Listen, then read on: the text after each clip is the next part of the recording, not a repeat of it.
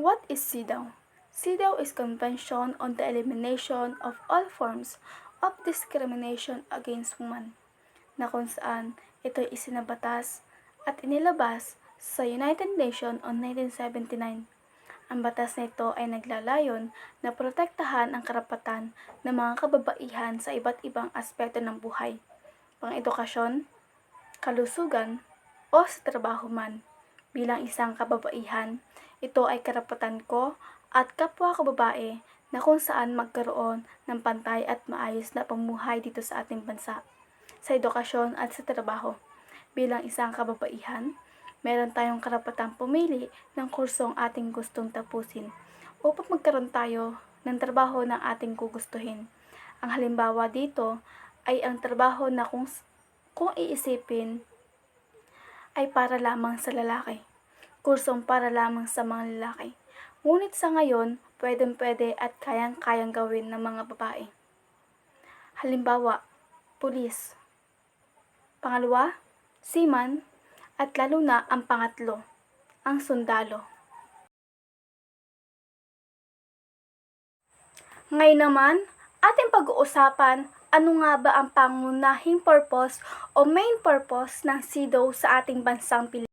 Narito ang 4 na main purpose ng CEDAW sa ating bansang Pilipinas.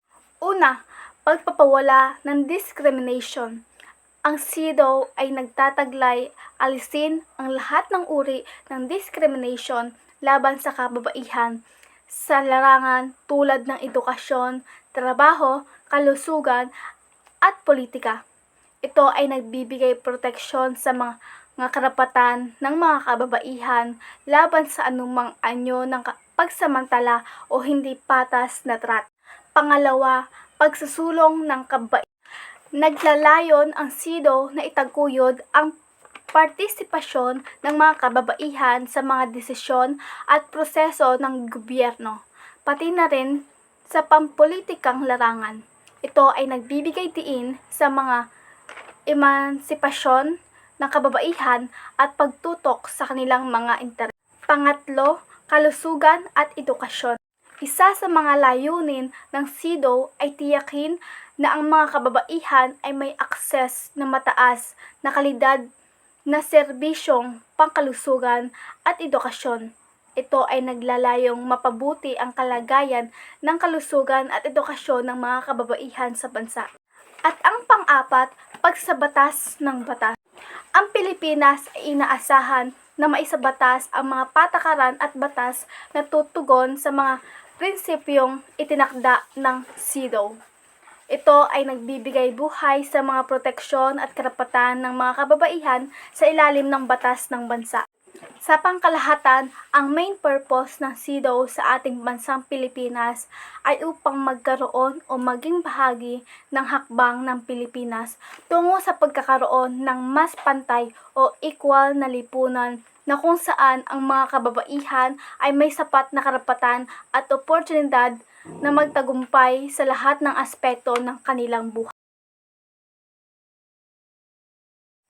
Ngayon naman, ating pag-uusapan paano nga ba na-promote ang batas ng CEDAW ang gender equality dito sa Pilipinas. Ang CEDAW ay naging instrumento na rin upang makamit natin ang pagkakaroon ng gender equality. Ngayon ay babanggit ako ng 5 na nagpapakita kung paano nga ba na-promote ang CEDAW ang gender equality. Una, pagsasabatas. Ang CEDAW ay inaasahan na maisabatas sa mga bansa, kabilang ang Pilipinas. Kapag isinabatas ito ay nagiging bahagi ng lokal na batas at kailangan sundan ang mga institusyon at mamamayan. Ito ay nagbibigay ng legal na proteksyon para sa mga karapatan ng kababaihan. Pangatlo, pagkakaroon ng equal opportunities.